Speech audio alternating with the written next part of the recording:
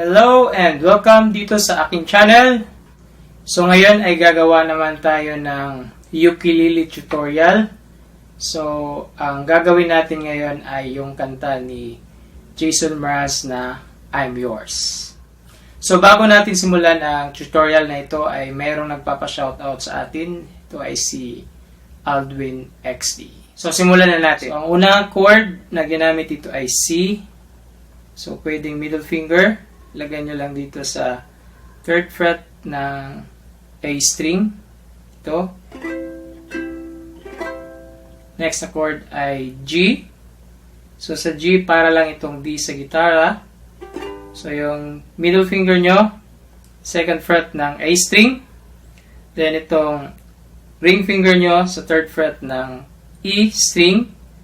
At yung index finger nyo dito sa 2nd fret ng C string. Ito ay G. And next na chord ay A minor. So sa A minor, so ang gagawin nyo dito ay yung middle finger nyo, itong middle finger nyo ilagay nyo sa 2nd fret ng G string.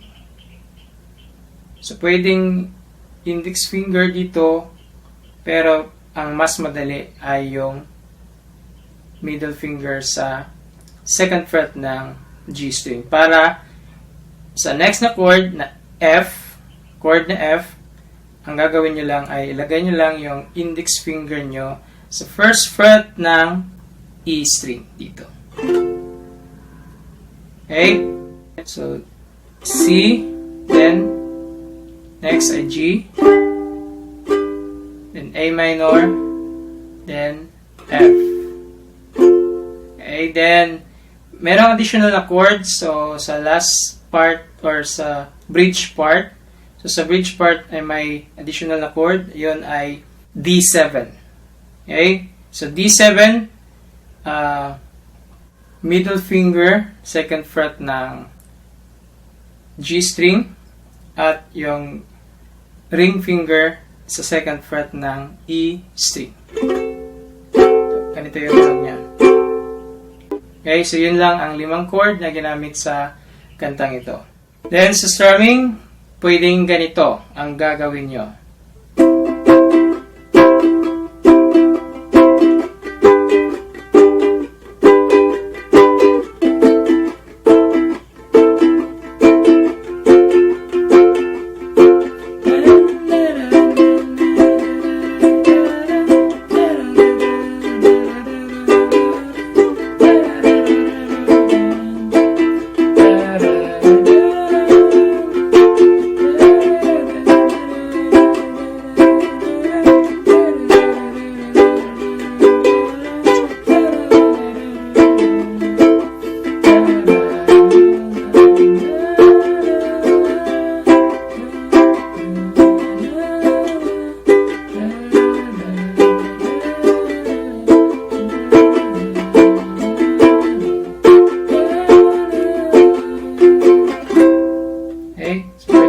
Strumming. Ang D7 ay ginamit sa part na love, love, love, love, love. Yan. Yung na part ay D7.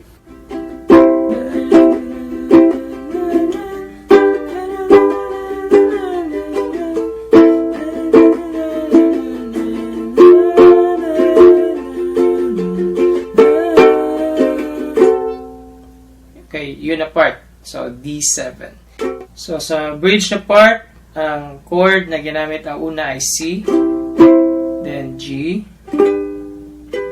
then A minor, then G, then next na G ay F, then after dito ay papasok na yung D7. So, ganito yung bridge part.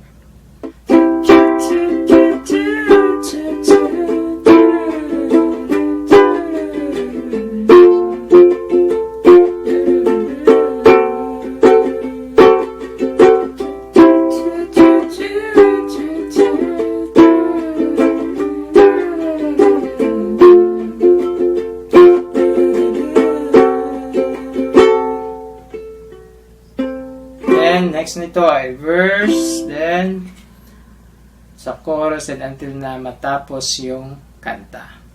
So, ganun lang kadali yung kantang ito. So, for me, bagay itong matutunan sa mga beginners na gustong matutong mag-ukulele. Okay? So, I'm Yours by Jason Mraz. So, sana ay nakatulong ang video na ito. At sa mga hindi pa nakasubscribe sa aking channel, please subscribe for more videos. So, thank you for watching and see you next time.